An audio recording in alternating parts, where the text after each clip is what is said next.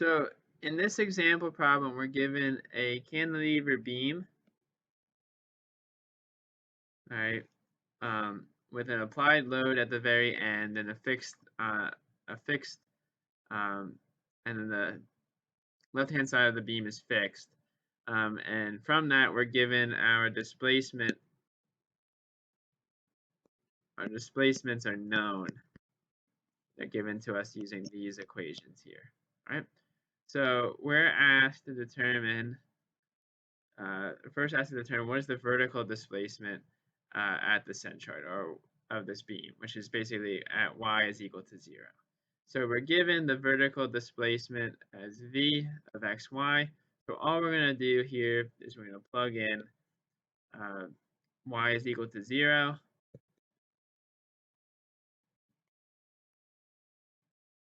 All right, so we just plug all that in. We'll just get 3lx squared minus x cubed plus 3 times the Poisson's ratio times 0 squared times L minus x. All right, so the right-hand term here just gets locked off, and we're just left with p times 6e to the I times x cubed minus 3lx squared. All right, so that's the first part of the problem done. Second part of the problem, we're asked to determine what is the slope of y is equal to 0. All right, so in the last video we talked about gamma xy being equal to 1/2 du or dv dx minus du dy. So let's solve for dv dx and du dy first, and then we'll subtract them out from each other. So we'll get dv dx. All right, so we're just going to differentiate this whole term here with respect to x. So if we do that, we'll get minus p 6e to the I times 6lx minus 3x squared plus 3vy squared, which is just a constant. The derivative of a constant with respect to y, or derivative of L with respect to y would be equal to 0, and then the derivative with respect to x would be equal to 1. All right, so if we multiply all that out, what we end up getting is we'll get dv dx is going to be equal to minus p 6e the I times 6lx minus 3x squared plus 3 times the Poisson ratio times y squared. Then we'll get, if we find the derivative of u with respect to y,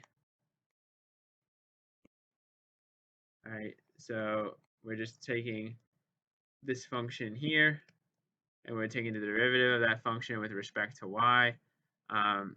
So what we'll end up getting is we'll get p over 6e to the I times 6lx minus 3x squared minus 3 vy squared. All right, so if we add these two together and we multiply by 1/2, we will get gamma xy is going to be equal to p to this to the 2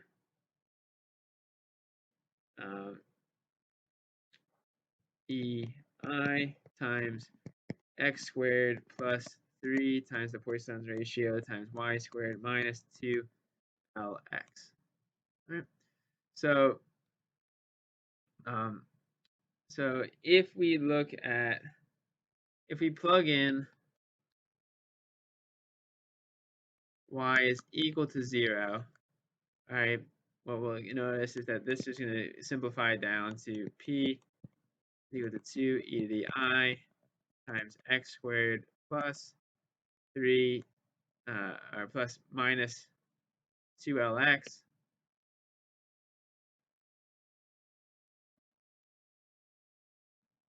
All right. Now this is the same as the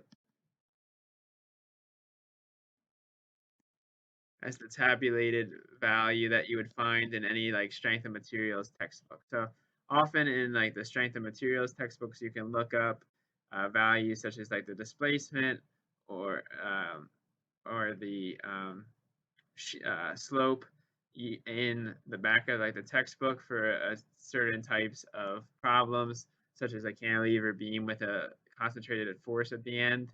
And if you looked at that table, it would have the same equation here for the slope. All right. So the last part of the problem is part C, which actually determined the entire stress field gamma x, or sigma x, sigma y, and tau xy. Right. So we know that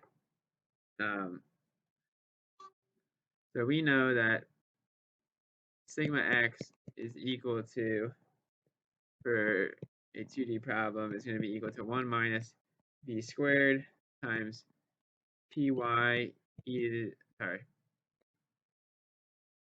times epsilon x minus uh, uh, plus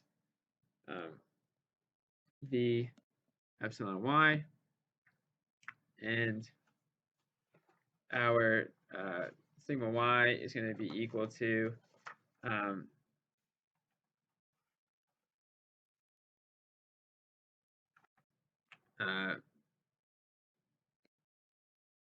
this is going to be equal to epsilon y plus v epsilon x times e over 1 minus v squared. All right, and then the last thing that we need to know is what is tau xy. So we know that tau xy is going to be equal to e times 2 times 1 plus v gamma xy. Right? So the only unknown terms in these equations are epsilon x, epsilon y, and gamma xy. So we know the definitions for those equations, so let's go ahead and solve them. Okay, so for epsilon x, so we're going to go back up here, be a little easier to solve it. All right. So epsilon x we know is equal to du dx. All right, so we have our function u here, and we're just going to take the derivative of that function with respect to x. Okay, so p of y over 6e to the I is all a constant with respect to x, so we don't have to worry about it. Derivative of 6lx is equal to just 6l minus 6x minus vy squared is just a constant, so it would be equal to 0. So epsilon x would just be equal to py 6e to the I times 6l minus 6x. Right. We can do the same thing with epsilon y, which we know is equal to the derivative of v with respect to y. So if we look at this and we just take the derivative with respect to y, the first term has has only an x component, so you get minus p over 6e to the I. The derivative of 3lx squared with respect to y would be 0.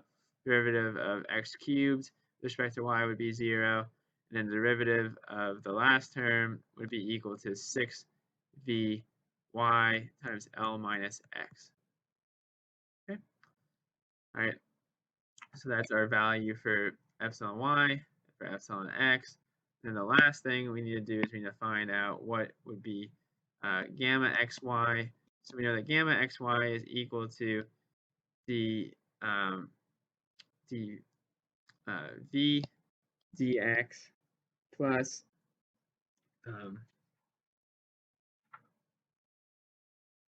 what should I call it? It's equal to dv dx plus du dy. So we can calculate. So we already calculated those two when we were calculating the mean displacement here. So we can just add those two together, all right? So if we add those two things together, we end up getting just, I believe it's 6. I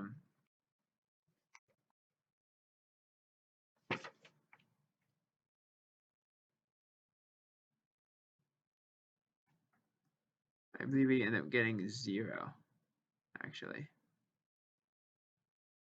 So I believe we end up getting a 0 if we add these two together.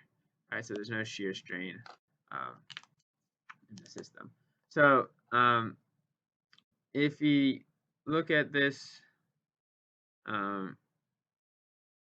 so there's a mistake here. This should be a negative sign here. All right. So if we so anyhow, if we get all right. So now that we have epsilon x, epsilon y, and gamma xy, we just have to plug those in to these equations down here to get our sigma x, sigma y, and tau xy. So if you do that correctly, what you should get is sigma x is going to be equal to. So I'm going to just stop the video right now, and then I'm just going to write out the numbers.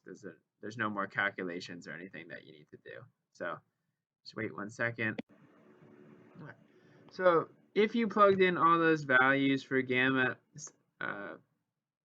epsilon x, epsilon y, and gamma xy, you could then solve for sigma x and sigma y and tau xy. So if you went out and you plugged in your epsilon x and your v epsilon y, what you would have ended up getting is, after you did all the math, is you would have ended up with this py times L minus x term. So what this is really equal to is the moment, the bending moment caused by that applied force P is equal to P times L minus x. So the moment is greatest when x is equal to 0, and there's no moment when the x is equal to L. All right. Y is the distance from the centroid, so it's the highest. So it's this distance here from the centroid up to the top of the beam. All right. And so that's equal to, you can think of that as being equal to c. All right. And then I is just the moment of inertia of the section. Okay. So that makes sense. We should have gotten that result for a point load, a beam with a load at the end, a cantilever beam with a point load at the end. So in a similar fashion, when we solved for the stress in the y direction, we ended up getting 0 when we plugged in all of our terms. So we plugged in epsilon y and v epsilon x, we end up getting the same. We end up getting 0. This makes a ton of sense because there should be no stress in the y direction because there's no force being applied. There's no whatchamacallit. There's no normal force being applied in the y direction along most of the beam, right? And then the tau xy, or the shear stress, is equal to 0 because our strain we found was equal to 0. Right? So what this example